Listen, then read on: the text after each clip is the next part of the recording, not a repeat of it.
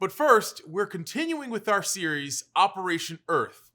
And in this episode, we're talking trash, but not like we usually do. In 2018, the latest data available, Americans generated more than 292.4 million tons of waste. That's all the packaging, clothing, bottles, food scraps, newspapers, batteries, you name it. That gets tossed to the curb each week. That averages out to 4.9 pounds per person per day, a trash cat, if you will. About a third of that waste was recycled and composted. The EPA estimates that up to 3/4 of our waste is recyclable, with over 60% of the average landfill composed of paper, metals, glass, plastics, and food waste. That's why a few years ago, the EPA set a goal to get the national recycling rate to 50% by 2030. As part of President Biden's $1.2 trillion infrastructure deal, $75 million is going towards supporting the Recycling Act, which will help provide grants through the EPA to educate households and consumers about their residential and community recycling programs to improve participation and reduce contamination. But when only a third of what is currently collected gets recycled,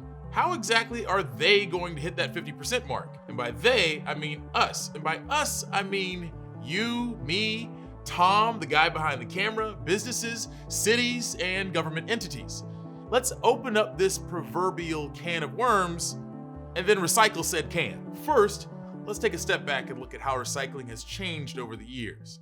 Recyclable paper first dates back to 9th century Japan. Almost as soon as the Japanese learned how to produce it, they figured out how to recycle it and use it again. Cut to World War II, and as a part of the war effort, things like tin, rubber, steel, and paper were recycled in order to save money and channel resources. Even cooking grease was encouraged to be taken to your local meat dealer for explosives. Even in the 1950s, we had things like the milkman who would take your used milk containers to be sterilized and used again because it was cheaper than creating something new.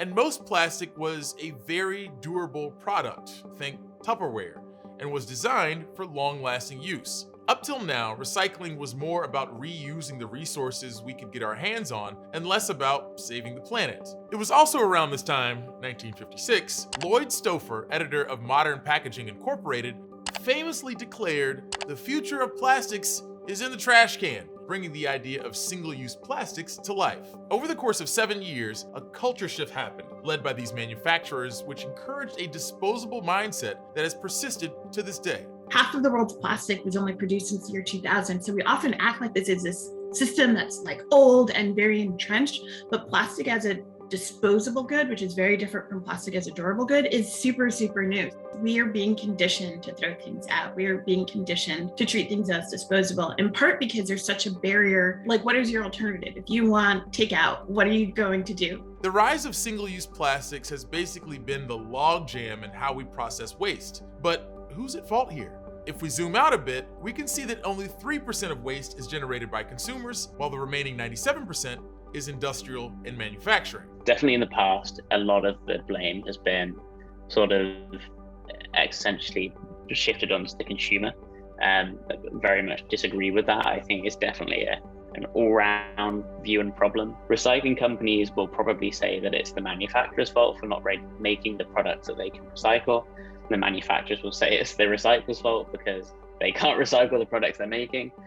And then both will say it's the consumer's fault for buying it. Kieran White leads operations at Lasso Loop, a company that has created the first in-home recycler.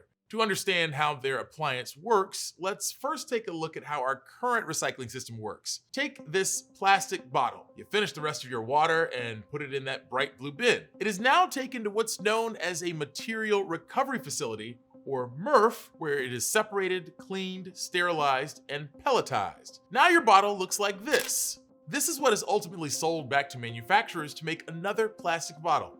This looped process is the goal, but what happens more often than not is the bottle is contaminated with either food or other material, so it becomes cheaper for waste management to choose sending the trash to a landfill rather than to a recycling center. Lasso Loop is basically a small MRF in your kitchen that will ensure your stuff gets recycled while essentially cutting out the middleman. If you don't control the input, there's no way you can control the output. So there's 3 processing streams. If it's a PET bottle, like at the start, it would go down the plastic granulator. If it's glass, it goes down into the crusher. And if it's metal, it goes into the shredder. 6 to 8 times per year, they will pick up those recyclables and take them straight to the manufacturer, ensuring the product does indeed get recycled. But with a price tag of $5,000 and first orders not shipping worldwide until 2025, change will not be immediate. From my perspective, it's not possible. 50% of the US still doesn't have curbside recycling.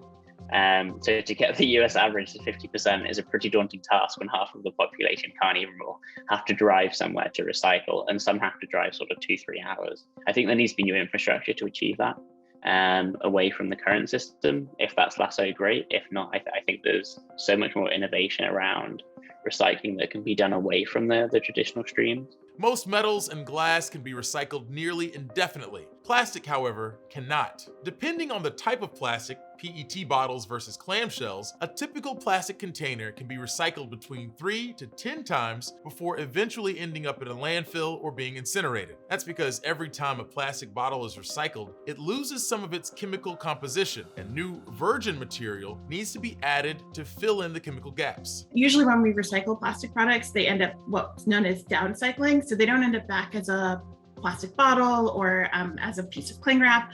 They end up as carpet or as insulation or astroturf. And so at some point in that life cycle, it generally will end up in the garbage. So in this eternal struggle between consumer and manufacturer, what are we to do? Well, one company is taking it to the beach. We can all be heroes by declaring death to plastic.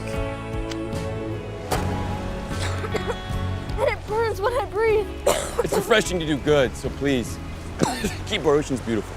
Liquid Death has a tagline that says, "Death to plastic." They've leaned into some wild advertising techniques while promoting their water in a can approach that is indefinitely recyclable. Or Evian, the 3rd largest water bottle manufacturer in the world. They've committed to only producing plastic bottles made from 100% recycled materials by 2025. To do this, they are working to create a circular model across their business and have partnered with Loop Technologies to create a newer kind of plastic that can be recycled over and over. Even McDonald's announced plans to source all of its packaging from renewable, recycled, or certified sustainable sources across their more than 39,000 restaurants in more than 100 countries by 2025. So things do seem to be taking a turn in the right direction, but to loop back to the original question, is it going to be enough to hit that 50% goal? I mean, it depends on what you're talking about. If you're looking at aluminum and metals, we're already at 47%. So if you're talking about plastic, I seriously doubt it. The only way you get to that kind of recycling rate for plastic is if we remove the financial support for fossil fuels that make them so cheap, such that it is cheaper to recycle plastic than it is to make it from virgin materials. The whole setup is pushing us towards disposability. And so really, if you want to push back against it and change it, to some extent, it has to be regulatory. And that's where I would sort of put it on whoever's watching and ask them sort of what do they think creatively could be implemented in their home community. Because really, it needs to be community-wide, it needs to be system-wide. It's not something that you and I can do at an individual level.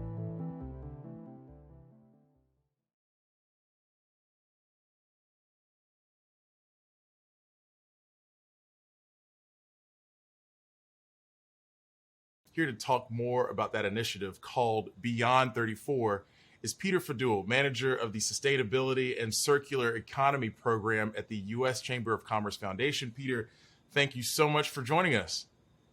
Of course, happy to be here. Thanks for having me. Can you tell us a bit more about Beyond 34? What exactly is it, and what are we trying to accomplish with this particular initiative? Beyond 34 is one of our cornerstone programs in the Sustainability and Circular Economy initiative here at the Chamber Foundation.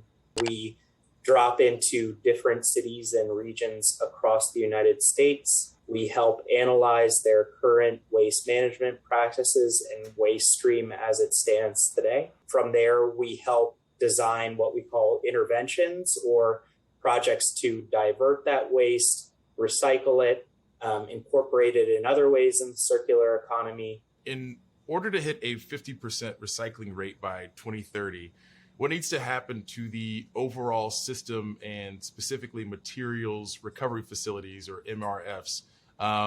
What innovation needs to happen in this space to make that jump? Our view very closely aligns with the EPA. So, in their new kind of national recycling strategy that includes improving markets for recycled commodities or finding a home for those recycled materials and repurposing them into new products, increasing and advancing the kind of collection and materials management infrastructure, basically just revamping that kind of infrastructure that we actually use to process municipal waste throughout the country, and also reducing contamination in the recycled materials stream that can often result in landfilling. So, what is it that people can do today to recycle better or to learn to recycle better? Any individual can empower